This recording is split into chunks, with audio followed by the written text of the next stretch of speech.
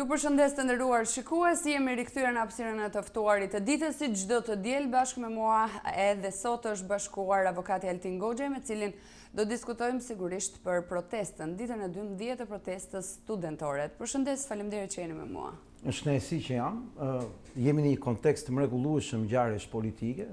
Është protesta e studentëve që të gjitha shpresë të vrarë të shqiptarëve po e rikthejnë prapë. Natyrisht që kjo është një situatë shumë e komplikuar, por në thelb çdo kush e ka kuptuar që studentët i kthyen shpresën Shqipërisë. Unë në këtë emision kam deklaruar që është e tmerrshme të kërkosh fëmijëve të zgjidhin hallet prindërve, janë prindrit që do ta zgjidhin hallet fëmijëve, po ja që historia e sjell momente të caktuara që fëmijët të zgjidhin hallet e prindrit, të shpëtojnë prindrit. Këto histori në të gjithë botën bëjnë libra, bëjnë filma, këndohen, bëhen poezi. Frymëzimi të rasteve kur prindrit kanë shpëtuar fëmijët. E deshi koha që këta studentë kenë në shpatullat e tyre fatet e Shqipërisë. Dhe kur më pyesin kush është ajo që pa i sillen ata Shqipërisë, shpresën. Gjëja më e rëndësishme që i vret një popull për ta vrarë një popull, vriti shpresën. Këta studentë pikërisht i kanë rikthyer shpresën shqiptarëve. Altin, tashmë ne i kemi ndjekur të gjithë edhe mediat e kanë reflektuar, por edhe ju si mbështetës i kësaj proteste, kemi ndjekur gjithçka ka ndodhur nga dita e parë deri sot ditën e 12. Së pari do doja të dija një opinion nga ana juaj. Ka një tendencë për ta përçarë këtë shpresën që solli rinia pra protesta e këtyre studentëve për vendin? Unë mund të asiguroj gjithë audiencën që na ndjek në këtë moment që vetmi defekt, i vetmi problem, i vetmi shqetësim që ka kjo lëvizje kaq e madhe e rinisë shqiptare është vetëm ndërhyrja e palëve të treta për ta keq orientuar secili për hesapin e vet. Në ç'kuptim? Është e qartë tashmë dhe nuk mund ta mohoj dot askush që aty në atë protestë ka pasur qartësisht palë që kanë ndërhyrë për ta orientuar në kanalet e partive të tyre, të grupeve të tyre politike. Janë në këtë televizion që janë paraqitur raste konkrete se si kanë qenë ndërhyrjet e Freshit, kanë qenë ndërhyrjet e PD-s, kanë qenë ndërhyrjet e LSI-s, por edhe të organizatës politike, në thelb kanë qenë ndërhyrjet e qeverisë, të sigurimit të shtetit që quhet tashmë policia dhe shiku bash, dhe më këtë do ta ndaja pak këtë moment se është shumë e rëndësishëm. Unë atë protestë shkoj zakonisht jo në mëngjes herët, shkoj sapo lirohem nga punët e avokatisë. Vetëm ditë pushimi mund shkoj më herët. Dhe shkoj gjithmonë në mbaj distancë dhe përdor disa mjete filmimi, siç është një kamera 360 gradë, që është një dokument shumë i rëndësishëm arkivor për 10-15 vitet që vijnë, kur kjo teknologji të afrohet dhe në Shqipëri, që është filmimi 360 gradë do thotë që ti e shef nga të gjitha anët. Po.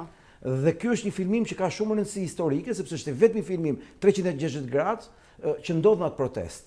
Nga ana tjetër, unë filmoj edhe me pajisje tjera, pikërisht momentet më interesante, siç kanë qenë për shembull momentet kur u kapën mat aktivistë e organizatës politike, duke u përpjequr që të anullohesh protestat të datën 8 dhjetor, 9 dhjetor, 10 dhjetor dhe të rifillonte prapë të martën. Apo raste tjera kur kam filmuar momentin kur i gjuhet me shishe ministres së arsimit të kokë. Shumë raste të natyre. Por ajo që ka qenë në thelb e rëndësishme, këto janë prova filmike që mbrojnë protestën. Pse mbrojnë protestën?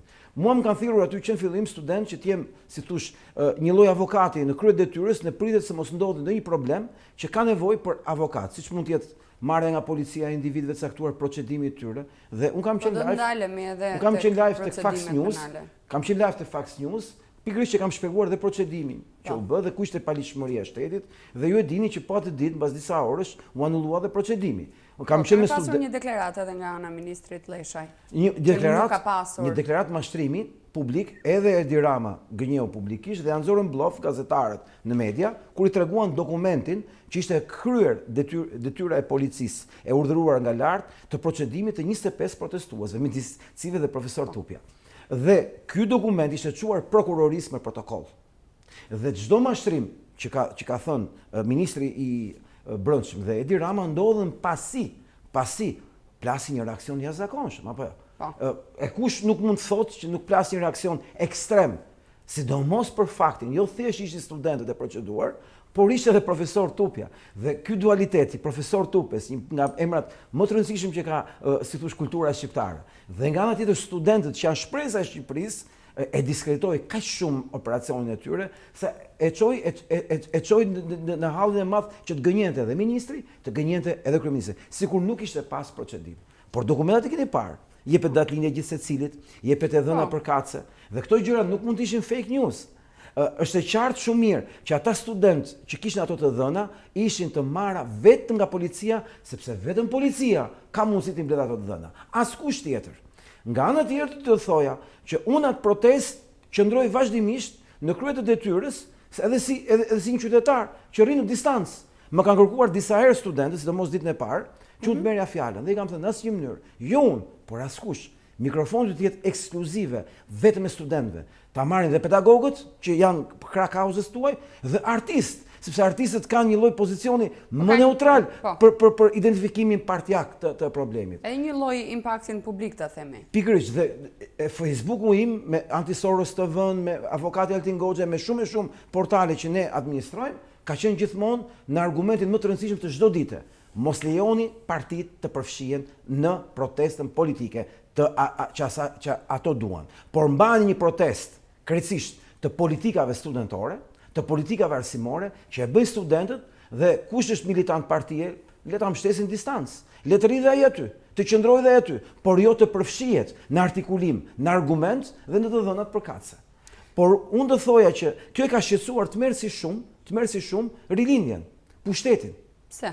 Po sepse si ta shpjegoj ndryshe, në vitet 2000, pra mas 90-s dhe fillimi 2000-shit, në Shqipëri, në shkollat e mesme dhe të larta, kishte një organizim të jashtëzakonshëm të asaj që quhet përfaqësimi studentor, përfaqësimi nxënësve. Ka pas qeveri nxënësish, ka pas parlamente rinore, këshilla studentore, organizata studentore pafund. Shqipëria gëllonte nga trajnime, nga financime të ndërkombëtarëve, sidomos mas kohës Kosovës, që të përformonte aftësinë e nxënësve dhe studentëve për të artikuluar interesat e publikut.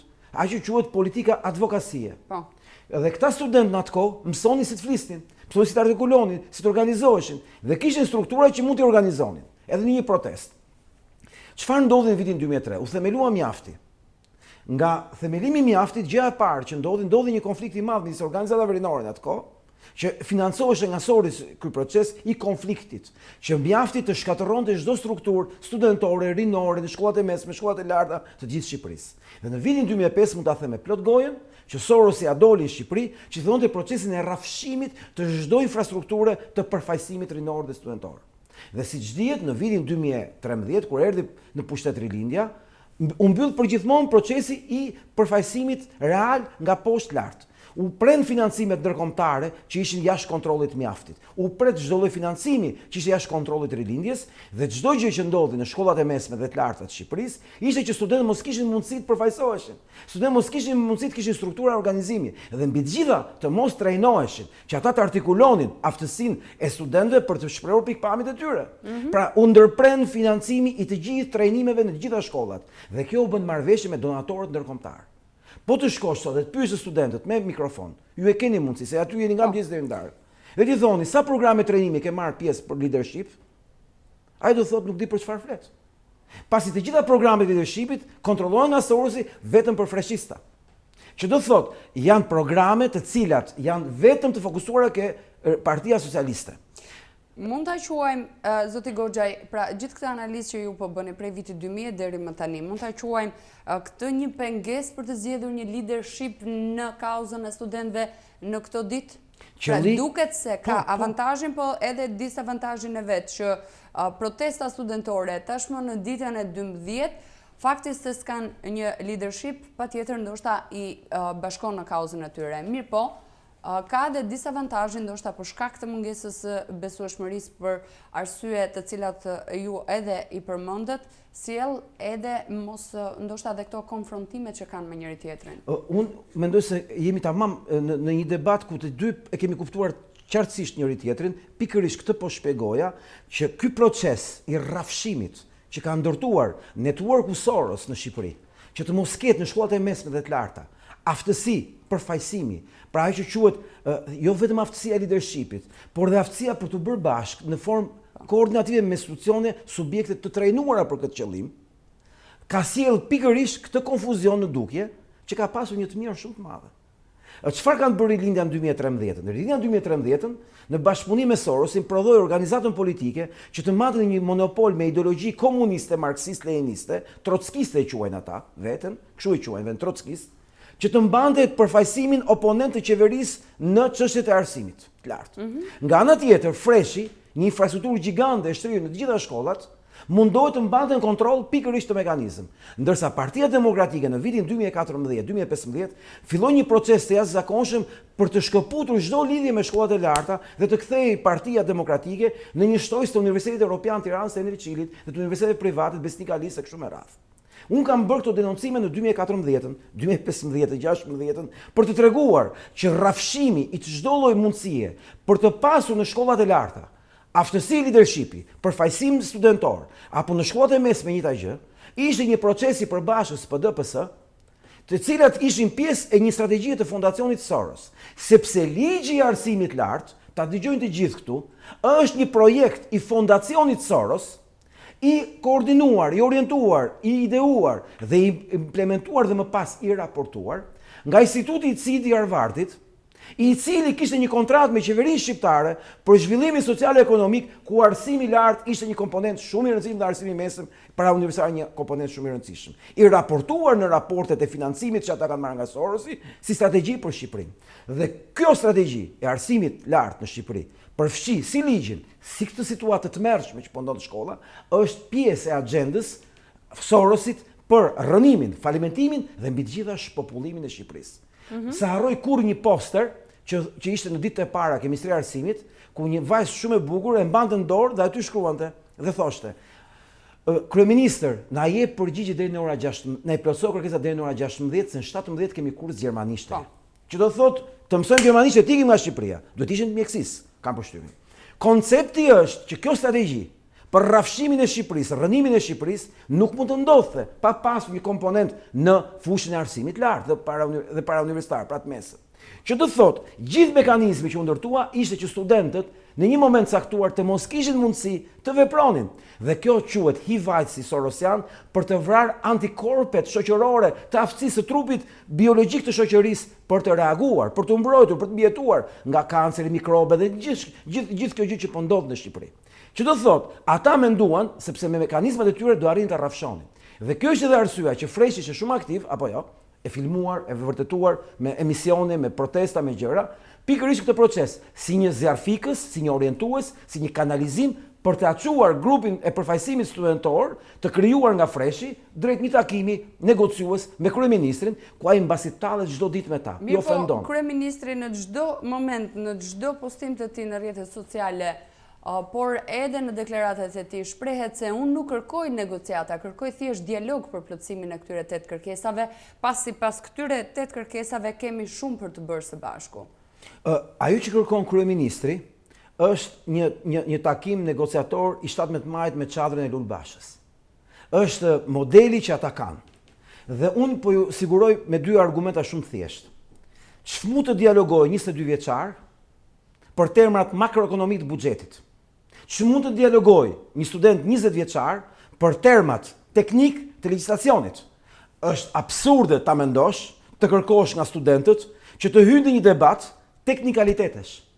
Sepse kryeministri me gjithë shpurën, ushtrinë e tij, me ato kufjet në vesh apo me shenjat që i bën dhe përgatitjet që i bën Endri Fuga, me të gjithë fuqinë gjigande që ka makinaria më e madhe gëbelsiane e kontrollit totalitar të opinionit publik, por edhe të institucioneve dhe të jetës njerëzve, që ka krijuar Soros Shqipëri, do të mund të përballojnë në debat një kryeministër që do t'i fusin ca tema që ata nuk janë në gjendje të përgjigjen, sepse janë terma krejtësisht tekniko-ligjor, të cilat ai ka të gatshëm, sa ishte budalla për vetë, nuk merr vesh nga këto gjëra, por ja kanë bërë gati për t'i futur në ullinë e përshëmimit të debati, për shumë për 5% e buxhetit. Mua më kanë pyetur rastësisht një natë, një nga studentët përfaqësues, orë tha, ma shpjego këtë 5% e buxhetit, se ç'mund ta thotë nesër kryeministri. I thash, mos i hyni debatit se ç'mund t'ju thotë nesër kryeministri. Por as termave teknik të 5% që ata kanë kërkuar, është një nga pikat apo jo? Po. Ju keni vetëm një argument të thjeshtë, i thash. Argumenti juaj është pyet Endri Fugën, sepse Endri Fuga, Erion Veliaj dhe Arbian Mazniku, në të njëjtën ditë ku kam qenë dhe unë në emër të Këshillit Rinor në atë kohë, ja kemi paraqitur argumentin pse duhet 4% në atë kohën e Fatosnanës. Buxheti për arsimin, ja kemi shpjeguar në parlament, komisionit parlamentar të arsimit që ka qenë atë kohë, sipas standardit evropian. Pra Arbian Mazniku, Endri Fuga, dhe Erion Veliaj i kanë shpjeguar qeverisë Fatosnanos pse duhet 4%. Që do thotë, Edi Rama nuk ka pse të pyes studentët. E kanë zyrë Endri Fugën dhe ta pyes, pse duhet 4 apo 5%? Ja shpjegon Endri pse. Ja ka shpjeguar Fatosnanos. Në vitin 2004 në dhjetor në parlament, në Komisionin e Edukimit, që do thotë, mos e hyni termave teknik, sepse nuk fitohet beteja me këtë pushtet, me këtë makineri gëbelsiane, të fitosh një betejë të studentëve 22 vjeçar, por terma që studentët 22 vjeçar do jenë kompetent në moshën 35 vjeçar. Zoti Goxhaj, deri më tani kemi pasur dy momente shumë të rëndësishme temi përpos gjithë zhvillimit protestës studentore të këtij dhjetori. Dy momente të rëndësishme është dita e martë, ora 16, deadline i fundit, ultimatumi i fundit, plotësohen 8 kërkesat, në të kundër do të ketë përshkallëzim, dhe momenti i dytë është ditën e premte këtë të premte kur pra studentët kërkuan një seancë të jashtëzakonshme nga ana e qeverisë dhe kryeparlamentarit Gramoz Ruçi, në të kundër do të ketë përshkallëzim.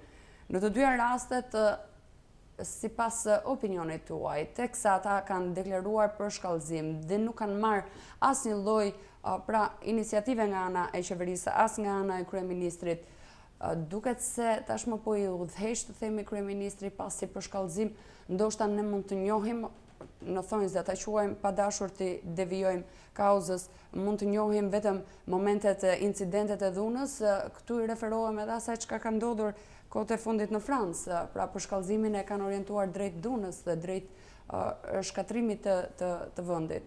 Për një korrigjim thjesht teknik është bëhet fjalë për ditën e hënë, jo të martë. Po. Bëhet fjalë për ditën e hënë kur vinë të gjithë studentët e rretheve, që janë dhe grupi më vulnerabël i vuajtjes që ka sjell kjo strategji për rënimin, falimentimin dhe shpopullimin e Shqipërisë, komponenti i arsimit lart, do ta quaja, i kësaj strategjie vrasëse për Shqipërinë, ku ata studentë janë vendosur në një pozitë të nxjerrë tjetra që të mendojnë vetëm ikje nga Shqipëria, dhe studentët e rretheve përbën pjesën më të madhe të aktivizmit studentor në këtë protestë, që ata vinë të hënën, apo jo? Të cilët e kanë nesër betejën e tyre më të madhe, do thënë, më finalen, më të rëndësishmen. Ku hapi parë që do të bëjnë është të marrin në kontroll mikrofonin dhe të mos e japin kurkujt që nuk është student, që nuk është akademik, pra profesor apo ndonjë shkencëtar, ndonjë profesor i rëndësishëm, që vërtet mund të jap mësim në universitet, por që është një studiues i madh i Shqipërisë, dhe mbi të gjitha, dhe faktikisht mund të japin dhe artistëve, për shembull, që janë në përkrahje studentëve si grup më neutral në raport me ngjyrime politike, apo jo. Studentët nesër kanë betejën e tyre, po çfarë kanë planifikuar kundër tyre? Çfarë ndodh në të vërtetë? Në të vërtetë ndodh që kryeministri ka një plan që të quajë negociat, një lojë të ndyrë për të marrë në kontroll pikërisht atë që mund të jetë zgjidhja më e madhe e problemit studentor dhe gjithë Shqipërisë. Cila është?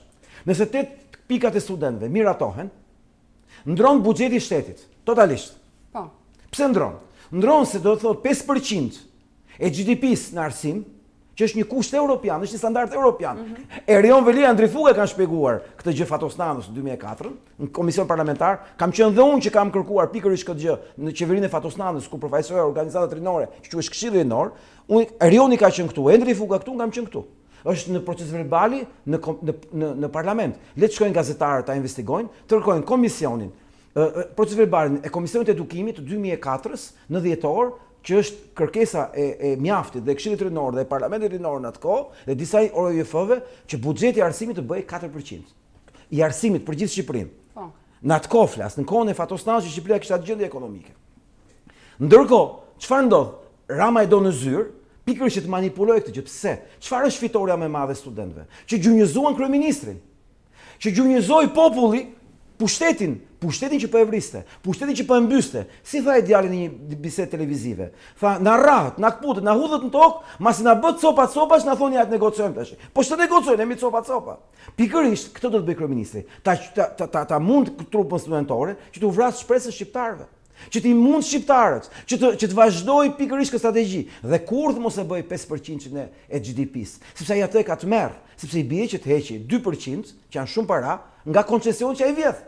Zoti Goxhaj, pra bëjmë një qasje pak më herët, një analizë të kërkesave, arsyen përse kryeministri Rama kërkon dialog ndoshta për ta përvetësuar dhe për ta sheshuar, të themi, tensionin i cili mund të jetë shfaqur qoftë nga për shkak të kauzës së studentëve, por edhe nga pakënaqësitë që shpreh populli në mënyrë të vazhdueshme nëpërmjet edhe revoltave apo protestave të vazhdueshme, si rasti i Astirit apo raste të tjera. Do doja të ndaleshim për shkak edhe të minutazhit, ndoshta e pamundur ta vijojmë shumë gjatë bisedën tonë. Në një tjetër skandal të cituar nga ana juaj, çfarë po ndodh? Pra duket se diçka po ndodh. Ju pak më herët në krye të bisedës përmendet që ju e xhironi protestën me një aparatur 360 gradë, në cilën kapen edhe detaje ndoshta jo për syrin e publikut dhe jo për atë që transmeton media. Konkretisht, po tentohet të ndërhyjet në brendësi të protestës nga forcat policisë, cilat janë nismat që janë marrë. Ju akuzoheni sikur keni një rrjet, të themi, me ish kryeministrin Berisha.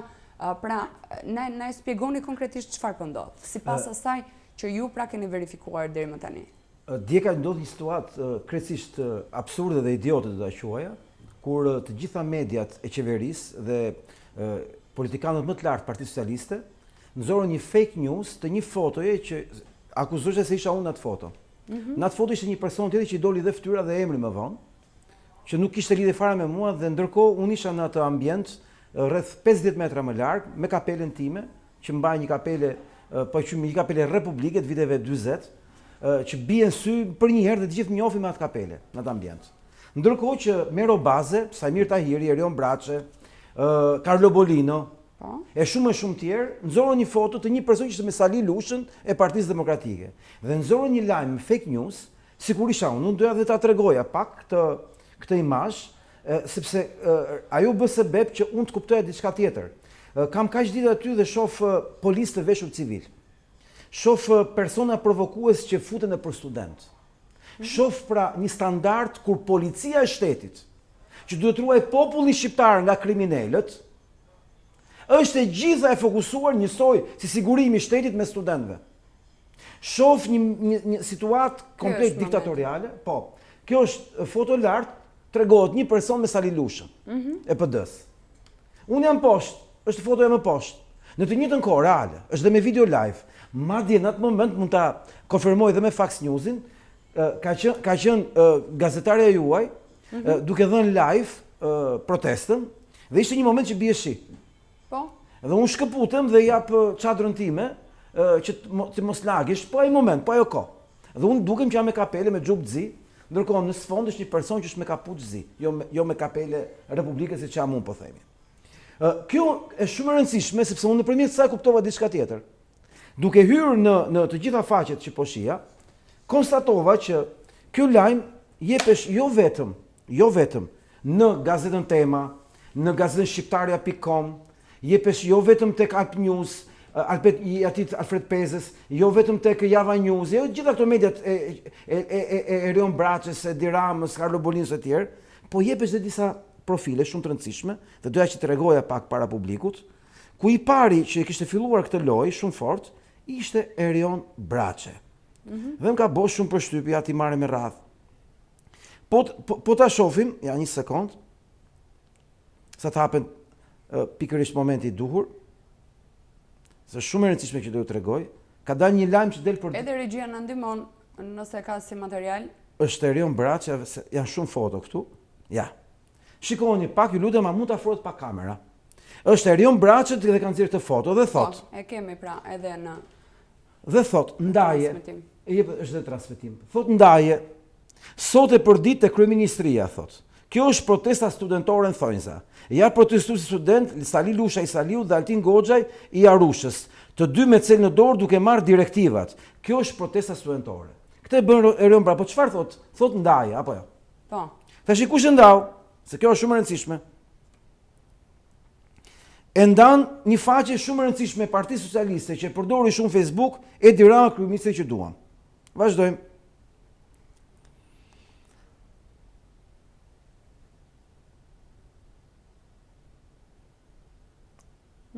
Ja, prit se është pak e rëndësishme kjo që të thoja. Se ka shumë rëndësi se si zbulova një gjë që duhet që është planifikuar për këtë javë nga këta, që e kanë paraqitur vetë. Erion Braçe, rilindje, faqja rilindje është faqe me 200.000 fansa, është organizimit Partisë Socialiste.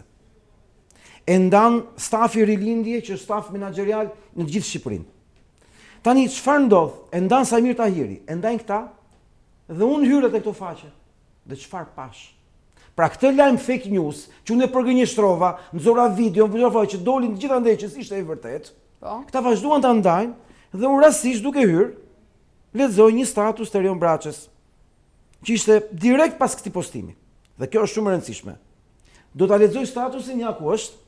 Thot Erion Braçe, shpërndaje, thot, dhe e bën me hashtag. Thirrje Edi Ramës. Mos qaj kokën fare sepse te kryeministria janë mercenarët e PD-s dhe pedagogët të tyre. Duro dhe ca ditë dhe po nuk erdhi njeri për dialog, atëherë i bie që nuk duan 8 kërkesat, po rrëzimin e qeverisë. Priti dhe ca ditë dhe pastaj ço Renean, mund ta lexoj dhe publiku ka aty, të pastrohen rrugët e Tiranës nga militantët e vulhumburve se qytetarët e ndershëm duan të festojnë festat e fundvitit, jo tangërllëkun e ca kalamagjve. Tani Dhe kjo është faqja zyrtare? Faqja zyrtare e Erion Braçës. Tani kush e shpërndau këtë, se kjo është për mua lajmi sot. Këtë e shpërndan, kuptohet, gjithë rilindja, e shpërndan Samir Tahiri, për shembull ja mund ta tregojmë. Ja ku e dash, e shifni apo jo? Po. Samir Tahiri, është faqja e tij zyrtare. Vazhdojmë. Këtë e shpërndan Erion Velia, që nuk është faqja e tij zyrtare, po janë faqet e partisë që përdorin ata për njëri tjetrin. Dhe është me shumë share, me shumë gjë, Samir Tahiri thot ja ku është, më fal, priti sekond. Stafi rilindjes prap, por çfarë më bëri përshtypje, se kush e ka shpërndar, mase ky është lajmi i ditës sot me për gjithë shqiptarët. Nuk e di, ndoshta edhe regjia mund ta ketë. Unë mund ta nxjerr kështu dhe mund ta afrohet. Pra e ka shpërndar edhe kryeparlamentari Gramoz Ruçi. Jo, e ka shpërndar ish ministri i Brendshëm i 2 prillit Gramoz Ruçi. E ka shpërndar njeriu që vrau Shkodrën, që vrau studentin Arber Mbroci, ka shpërndar thirrje drejtuar Edi Ramës, që të futen forcat Renea dhe të pastrojnë rrugët e Tiranës, se s'do rrim të pengohemi për festat e fundvitit nga ca kalamaqër. Ky është lajmi për mua i ditës sotme. Gramoz Ruçi, Erion Braçe, Pandi Majko, Samir Tahiri, Erion Velia, Partia Socialiste, po ti shohësh janë 300 sherë, janë të gjitha degët e Partisë Socialiste në gjithë Shqipërinë, që bëjnë thirrje Edi Ramës të fusi forcat Renea, të pastrojnë rrugët e Tiranës nga ca kalamaqër. Dhe lajmi fake news që u prodhua dje, duke shpikur një foto me një person që nuk isha unë, sikur isha unë, ndërkohë unë isha përballë me veshje kret tjetër. Isha i filmuar live, isha dhe me fotografi që unë e përgënjeshtrova, pa ta asnjë nuk e botoj, as Mero Baza, as Carlo Bolino, pra gjithë plerat që përdor ky pushtet në media për të bërë fake news. Nxorën pastaj lajmin e ri, i bën thirrje si Partia Socialiste Edi Ramës të fusi forcat Renea, të pastrojë rrugët e Tiranës. Më fal. Përpara se për shkak edhe të minutazhit do të na duhet ta mbyllim shumë shpejt edhe një atëherë, përgjigje shumë të shpejtë dhe koncize për ta kuptuar më së miri. Pra, nuk po e marrim të mirëqen rastin e fake news që thoni ju. Ajo çka është më e rëndësishme është thirrja që këta bëjnë për ditën e nesërme, ku është njoftuar nga ana e studentëve për një protestë kombëtare. Pra ju parashikoni me këtë që thoni, përpos të gjitha gjërave që na pasqyruat në këto momente, ju parashikoni se nesër do të ketë një tension me ndoshta dhe me përfshirjen e forcave Renea gjatë zhvillimit të protestës? Që të jem korrekt, do thoja disa ditë. Erion Braçe, Gramoz Ruçi kanë thënë disa ditë. Pra jo nesër. Kanë thënë për pas nesër, pas nesër. Sepse thënë pas disa ditësh. Dhe kjo është bërë dje. Pas disa ditësh nuk besoj ta kishin për pas nesër, në formulimin e fjalëve. Por ajo që ka shumë rëndësi, ka lidhje me faktin se si kjo propagandë gëbelsiane e fake newseve ndodh në të njëjtin moment kur vetë kryeministri na shpik një ligj kundër portaleve për fake newset, apo jo? Po. Kush është fake news më i madh këtë vend? Është Edi Rama. Kush janë portalet e fake news në Shqipëri? Mero Bazja, Carlo Bolino e ndko. Që do thotë, këto janë faktet e fake newseve që prodhojnë këta, por këto pse bëhen? Ka mamsin kohën e sigurimit të shtetit. Megjithatë, Në fillim prodhohet mashtrimi dhe pastaj përgatitet nevoja për të futur forcën ndërhyrjes shpejt rënea për të pastruar rrugët e Tiranës nga ca kalamaqër. Kryeministri Rama ka bërë edhe një nismë tjetër për fake news, të denonconi për shpifje dhe keni mundësi të mblidhni të ardhura. Unë personalisht mund të denonconi nëse ky është një fake news, pra një lajm i rrem. Jo, ky është një lajm i rrem. Ky është një avantazh ta quajmë në rastin konkret për ju. Kjo vërtetuar që është lajm i rrem. Problemi qëndron që kryeministri Endri Fuga dhe gjithë shpura e plerave që ai ka rreth e vetes refuzon, Pandi Majko refuzon ta fshijë lajmin. Gramoz Ruçi, Sami Tahiri refuzojnë ta fshin këtë lajm fake news, e kanë prodhuar vetë. Erion Braçe, që e mban vetë dhe gazetar. Ora unë e kuptoj që mbase Samir Tahiri nuk shef mirë dhe nuk e kupton. Por Gramoz Ruçi, por Samir Tahiri, më fal ai Erion Braçe, prit një sekond. Këta prodhojnë një fake newset që të përgatisin forcat e ndërhyrjes shpejt për të sulmuar studentët. Tani unë i bëj thirrje për ta mbyllur gjithë njerëzve që na ndjekin në ekran. Të futen tani në Facebook. Të shkruajnë Gramoz Ruçi. Dhe po nuk u doli që ministri 2 prillit ka bërë thirrje Edi Ramës për të pastruar rrugët e Tiranës nga ca kalamaqe me forca të rënea, atëherë unë jam një mashtrues. E them publikisht. Unë jam një gënjeshtar, nëse nuk është e vërtetë, sepse e ka aty. Nëse ai mund ta fshi, ka kohë ta fshi, prapë është print screeni që e vërteton. Këtë e ka bërë Pandi Majko, këtë e ka bërë Samir Tahiri, këtë e ka bërë gjithë Partia Socialiste, e ka bërë faqja kryesore e Partisë Socialiste që quhet Rilindje, pra është faqja e propagandës që ata kanë. Dhe ky është dialogu i Edi Ramës me studentët, se ç'dialog mund të jetë ai, ç'negociat mund të jetë ajo, kur kryeministri ka një ushtri të tërë që thotë do pastrojmë rrugët e Tiranës me forca të rënea nga ca kalamaqër që i quajnë studentët të tillë. Zoti Goxha, unë ju falenderoj që ishit me mua ditën e sotme. Edhe për nesër vetëm një fjali për studentët, mos e jepni mikrofonin në asnjë rast kur kujt që nuk është student, që nuk është pedagog apo akademik, apo maksimumi artist. Faleminderit zoti Goxha. Faleminderit ju. Ju falenderoj edhe ju për vëmendjen tuaj, do të shkëputemi për një hapësirë të shkurtër publicitare.